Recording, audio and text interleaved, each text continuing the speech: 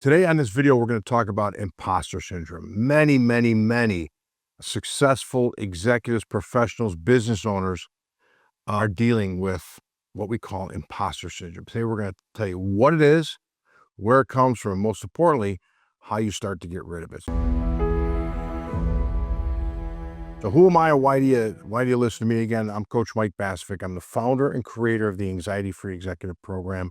And if you're following me by chance, or maybe you're someone who enjoys these videos frequently, hit the like button, subscribe button so you make sure you get notifications when our next episode is, and share it with anyone you know that might enjoy it. And as I said, I'm the founder and creator of the Anxiety-Free Executive, the #1 program in the world at helping high-performing executives, professionals, business owners, and people eliminate any emotional discontent, right? Anxiety, stress, overwhelm, fatigue, burnout, depression, you name it, we get rid of it. And of course, imposter syndrome, right? The feeling we're not good enough. And I've done this for the last 18 years of my life. It came out of need 21, 22 years ago when everything fell apart in my life. I had to discover why. So I studied the mind. I went on a journey and I found out exactly what the mind is, how the mind works, and how we bring the mind to peak efficiency. And what I teach people is way different than everything that's out there in the self-help world, right? We're talking about positive thinking, and we talk about mindset. We talk about stepping into your power and all those, silly things. And there's distractions out there, right? Like breathing and journaling and meditating and stuff. All nice things, but no, they're not going to change the mind from what it is.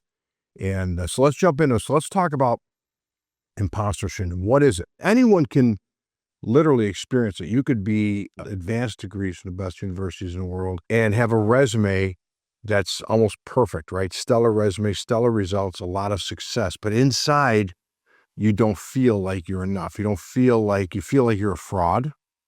You feel like you don't belong in the big conference room with the big players. You may feel like you're fooling everyone. And if they really knew who you were, that you wouldn't be there anymore, right? That you're sort of faking it through your career. You can also be somebody that is not educated, right? And, but, just learned, very talented people. There's many people on this planet that aren't educated, but are really good at what they do. And they've advanced in industries up against all of those educated people, right? And yet they feel they don't belong. Maybe it's because they lack the paper, the degree, right? Or maybe it's because of their childhood, all that stuff. So, but the imposter syndrome is essentially feeling like you don't belong and feeling like you're a fraud or feeling like you're less than. And what do people with imposter syndrome do? What is their behavior? They are crippled in decision making, right? And maybe you can relate to a lot of this stuff. Hit the like, comment below if you can, if you can relate to this stuff. But maybe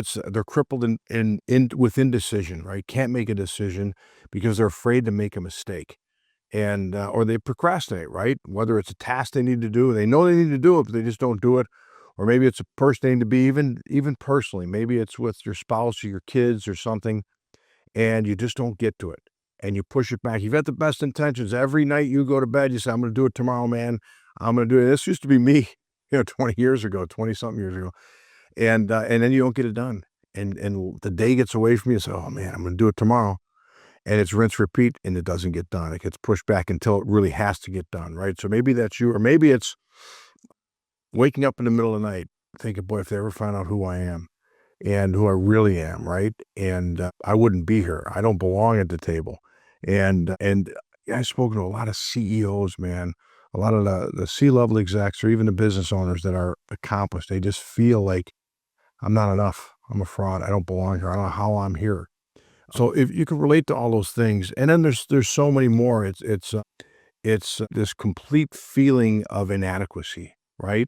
And then you obsess about every bad thing you've ever done, every decision you've ever made that was not a good decision, every action you ever took that you view as a mistake, going back to like grade school, high school, college, right? And the mind keeps replaying those episodes. So the imposter syndrome is essential. It all comes down to one thing. Your mind, your subconscious mind, that's the program, right? That's the essentially the computer running your behavior, has been taught that you are inadequate, that you're not enough. And And so it's running that program of inadequacy. Remember, you'll hear it in most of my videos, right? The state of being we're in, it's conditioned and learned. Okay. So your state of being is not something that's when, like people say every day, I'm going to get into my mindset. Well, you're always in a mindset. And more appropriate than that, you're always in what we call a state of being. You can be in what I call a state of being of acceptance, which is essentially the flow state, the state of being in a zone, right? Any athlete has ever been in a zone, or even a salesperson or executive, like you just, everything you do is you're on fire. You know you're going to lock the deal up. You know you're going to get that right. You just walk in the room and you win. That's the flow state. That's acceptance, right? So you're in that state of being, and then you might be in a state of being of what I call resistance in many areas in your life. Now, the resistance is the stuff that doesn't feel good, right? And inadequacy is one of those, but it could be inadequacy. It could be anything. It could be stress, anxiety, worry. We always think it's our physical circumstance and not. I've done a video on that about breaking that addiction, but it's basically a state of being of inadequacy. Now, you could have it in any area in your life. People in relationships, right, that don't believe that they deserve to be in a great relationship with a great person. That's a state of being of inadequacy, which is essentially imposter syndrome, right?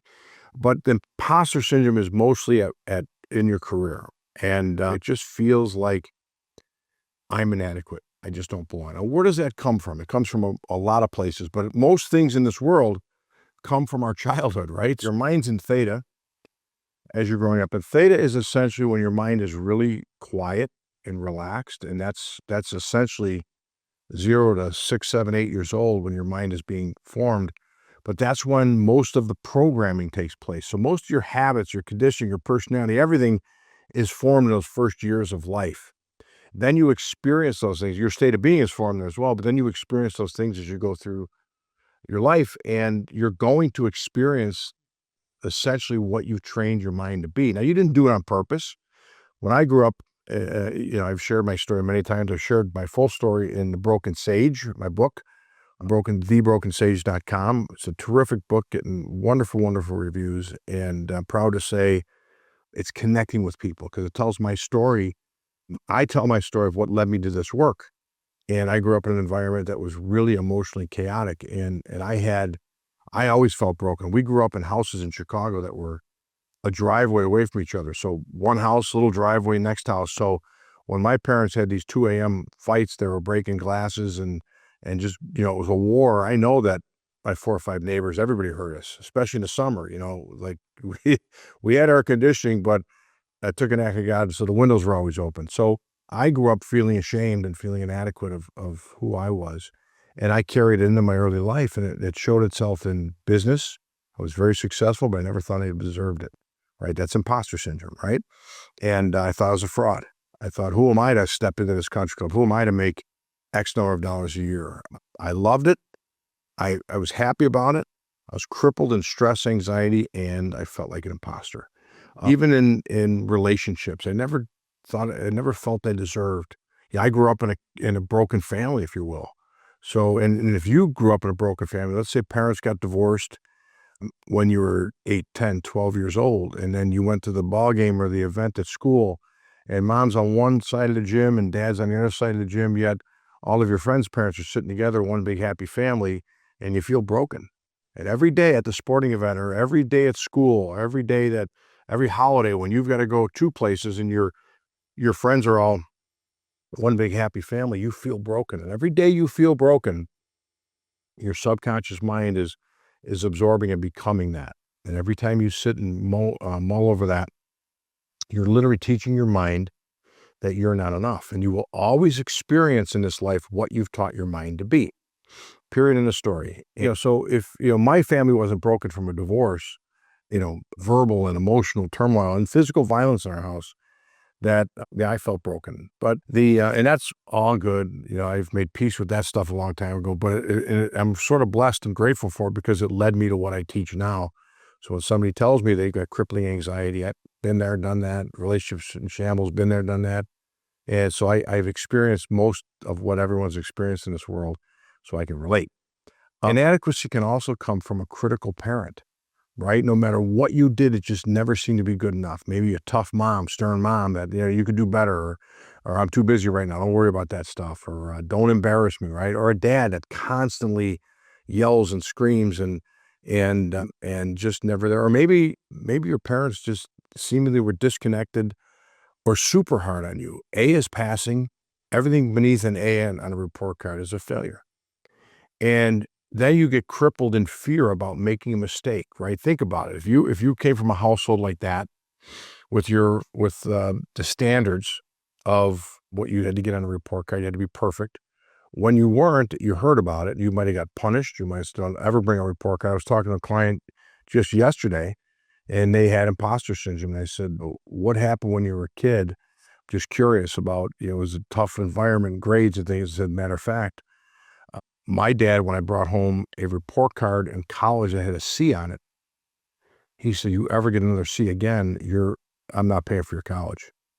And I said, "And what happened with you?" And it's crippled fear, just, the entire time. So that's going to cultivate the imposter syndrome, right? That I'm not enough. And you're afraid to make a mistake.